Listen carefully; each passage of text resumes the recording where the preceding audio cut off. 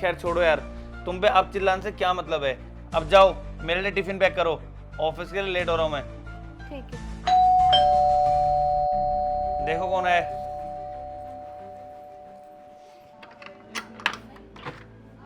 नमस्ते मैम साहब। नमस्ते मेम साहब। नमस्ते। कहाँ थी तू और 2-3 दिन से क्यों नहीं आ रही थी? मेम साहब वो बात ये है कि 2-3 दिनों से ना मेरी तबीयत कुछ ज़्यादा ही ख़राब हो गई थी, इसी वजह से मैं नहीं आ पाई। नमस्ते साहब। हाँ नमस्ते। मेम साहब ये ना हमारा बेटा है, अब से यही आएगा काम पे। जब तक मेरी तबीयत ठीक नहीं हो जाती तब तक घर के सारे काम ये संभाल लेगा। क्या इस छोटे बच्चे को आता है काम और तुम इससे काम करवाओगी? अरे साहब आप चिंता मत कीजिए, इसे ना घर का सारा काम आता है, सब कुछ सिखाई हूँ मैं इसे।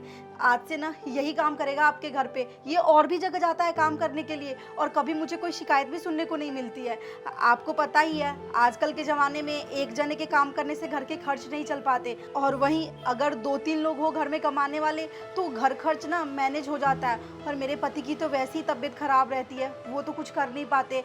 इसलिए मेम साहब जब तक मेरी तबीयत ठीक नहीं हो जाती ना तब तक ये आ जाएगा काम करने के लिए, और जब मैं ठीक हो जाऊंगी तब मैं खुद आ जाया करूंगी। ये इतनी सी उम्र में घर के सारे काम करता है, ये स्कूल नहीं जाता क्या? नहीं आंटी, हमारे पास इतने पैसे नहीं है कि मैं स्कूल पढ़ सकूं, इसलिए मैं स्कूल नहीं जाता।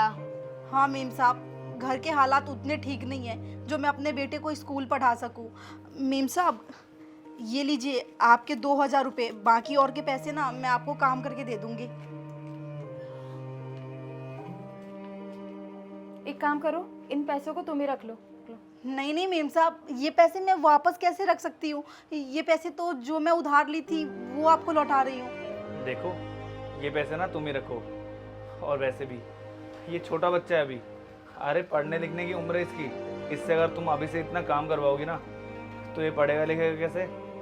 और हाँ तुम ना इसकी पढ़ाई के खर्चे की बिल्कुल भी चिंता मत करना, इसकी जो भी पढ़ाई का खर्चा होगा ना वो हम दोनों पे करेंगे, ठीक है? और जब तक तुम्हारी तबीयत ठीक नहीं हो जाती ना, तुम्हें काम पर आने की कोई जरूरत नहीं है, और ना ही इस बच्चे को भेजने की। बस इसका ध्यान ना पढ़ाई पर लगवाओ ताकि ये भविष्य में कुछ कर पाए। और हाँ, हम तुम्हारी छुट्टी के कोई पैसे नहीं काटेंगे, और इसकी पढ़ाई पर जो खर्चा करेंगे ना वो हमारी तरफ से ही होगा।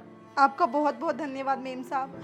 आप जैसे लोग ना इस दुनिया में बहुत कम होते हैं जो गरीबों के बारे में इतना सोचते हैं। सच में आप दोनों ना बहुत अच्छे हो, भगवान आप दोनों की जोड़ी सलामत रखे। Thank you so much. और अब तुम घर जाओ और अपने पति का ध्यान अच्छे से रखना। जी मेम साहब। चल बेटा।